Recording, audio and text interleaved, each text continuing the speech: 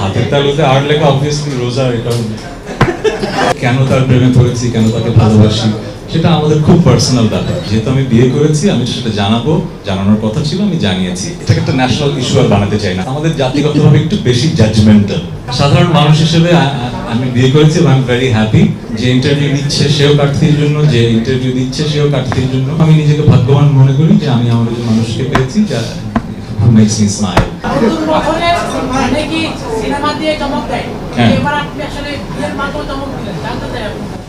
ওটা যে বললাম, ওটা আমি তো একজন আর্টিস্ট, একজন সেলিব্রিটি, আর আমি একজন সাধারণ মানুষ।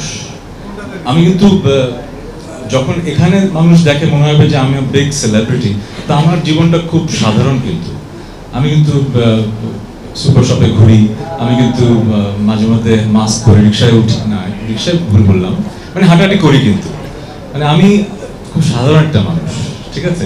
আপনার এই প্রশ্নটা কাকে করছেন?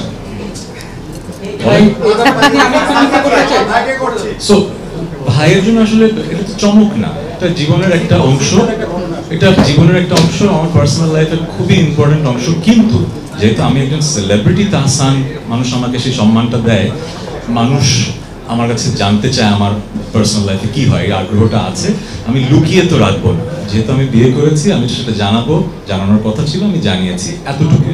এর বাইরে আসলে সাধারণ তাহসান যে বিয়ে করেছে তার আর কিছু বলার নেই। বিয়ে করেছেন, বিয়ের পরে যে অনুভূতিটা একটু আমাদের সাথে শেয়ার করেন।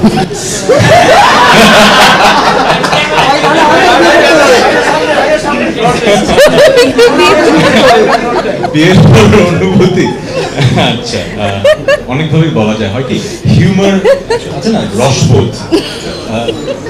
আমাদের দেশের হিউমারের অ্যাকসেপ্টেন্সের ক্যাপাসিটি কিন্তু এক এক রকম। যেমন অনেক দেশে কিন্তু স্ট্যান্ড আপ কমেডি ব্যাপারটা খুব বড়। আমাদের দেশের ইন্ডাস্ট্রিটা বড় না, কারণ আমাদের দেশের রসবোধটা একটু ডিফারেন্ট। আমরা সব কিছুতে রসবোধটা আনতে পারি না, আবার সবার কাছে ঠিকভাবে পৌঁছা না। এই জন্য এই প্রশ্নের উত্তরটা যেভাবে দিলে আমার মজা লাগতো, সেভাবে আমি দিতে পারছি না। কারণ আমার যেটা মনে হয় যে আমরা একটু আমাদের জাতিগতভাবে একটু বেশি জাজমেন্টাল, সবকিছুতে চুলচেরা বিশ্লেষণ করি। আর আমরা যারা একটু পরিচিত হয়ে যাই, আমরা সবসময় মনে হয় একটা স্পটলাইটের নিচে জাজ হচ্ছি। এই জন্য হয়তো এই প্রশ্নের মানে যেরকম উত্তর মজা করে দিতে চাই, দিতে পারছি না। বাট অনুভূতিটা খুবই অসাধারণ। It's a blessing. বিয়ের পর আসলে বিভিন্ন ধরনের মানে প্রশ্ন সামনে আসছে, এই বিষয়টা আপনি কি বলবেন? ওই যে বললাম, আমি একজন সাধারণ মানুষ হিসেবে আমি বিয়ে করেছি এবং আই এম ভেরি হ্যাপি। এবং সেলিব্রিটি হিসেবে কোটি মানুষের ভালোবাসা পাচ্ছি, শুভাকাঙ্ক্ষীদের উইশ পাচ্ছি, এটা নিয়ে আমি খুবই হ্যাপি।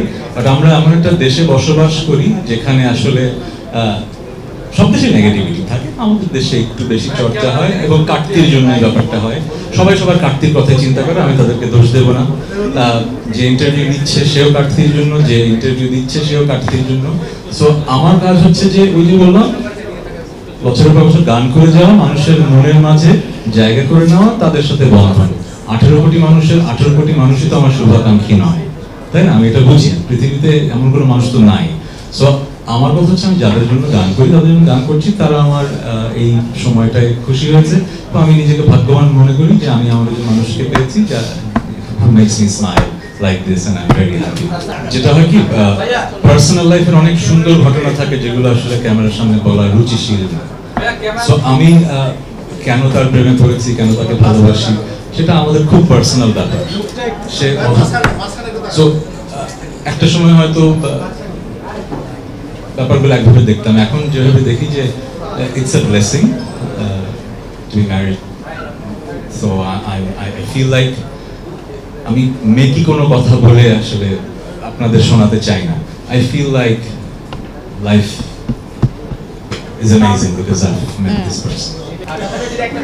হাতের তালুতে আর লেখা অবভিয়াসলি রোজা, এটা ওই যে বললাম, সেলিব্রিটি তাহসান, আর্টিস্ট তাহসান আর সাধারণ মানুষ তাহসান।